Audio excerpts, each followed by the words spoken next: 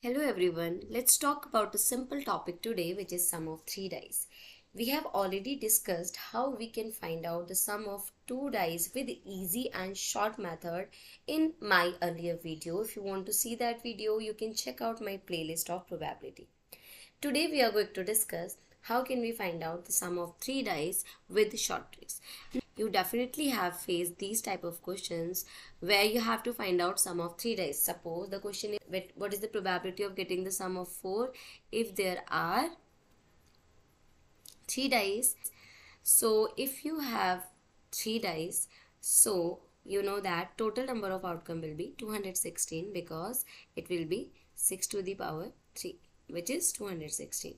Now how many cases will be there in which you can find out the sum as 4? So the number of cases here, suppose the first die shows 1, second 2, then 1. First die shows 2, then 1, then 1. First die show 1, then second 2, then second 1, then 2. So there are 3 cases in which you can find out the sum as 4. So the probability, the total number of probability can be calculated by the formula favorable case upon total case. Now we know that there are 3 favorable case in which I can find out the sum of 3 dice. The sum should be 4. So there are 3 cases for that, as you can see the cases, and total number of cases will be 216. So my answer will be 1 by 72. But most of the time what happens, suppose the question is saying that you have to find out the sum of 3 dice, sum should be 16 or 15 or 18. At that time it is very difficult to understand or to find out all the number of cases. For that I have a short and very easy trick for you. You just have to go through this diagram. I'll tell you how can we make this diagram very easily. First of all, we know that we have to write sum here. So suppose I have rolled 3 dice, the minimum sum will be 3 and maximum sum will be 18. The minimum sum will be 3 and maximum sum will be 18. So you have to start the sum from 3 till 10 here, and then after 11 till 18. What you have to do, the first probability will be 1 definitely. Now you have to add 2 on 1, it will be 3. Now add 3 on 3, it will be 6. Then add 4, it will be 10. Then add 5, it will be 15. Then add 6, it will be 21. That's all. So what you have to do here, you have to add the terms in sequence. Like you are adding 2 in 1, then 3, 4, 5 and 6. After that, after 15, you have to add 4. So you just have to remember this thing, that after 6, you don't have to add 7. You have to add 4. Then decreases by 2, you have to add 2.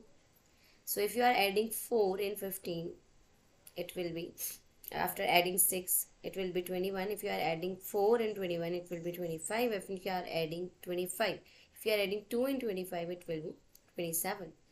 Now on the other side, you just have to repeat the element like 27, 25, 21, 15, 10, 6, 3 and 1 as we have written it on left side. Now you can see from the diagram, we have all the cases of sum. Suppose the question is saying that what is the probability of getting the sum as 12? So number of cases will be 25. So getting the sum as 12, the number of cases will be 25 and total number of cases will be 216. We can easily find out the probability. Suppose the question is suppose I have rolled 3 dice, what will be the sum, the total number of cases, probability of total number of cases, in which sum is 15. So there are 10 cases in which I can get the sum is 15. So answer will be 10 upon total number of cases, which is 260. So in this question you just have to answer me and you can comment down below. If suppose I have rolled 3 dice, what is the probability of getting the sum is 13. Now the next question is, let's solve a question on the basis of this. What is the probability of getting the sum as 7 if I have rolled 3 dice? Now you can see in the diagram, for the sum as 7, there are 15 cases. So my probability will be favorable outcome. So favorable outcome are 15 and total number of outcome, which is 216. That's all. This will be our probability. You can comment down below the answer of the asked question. Please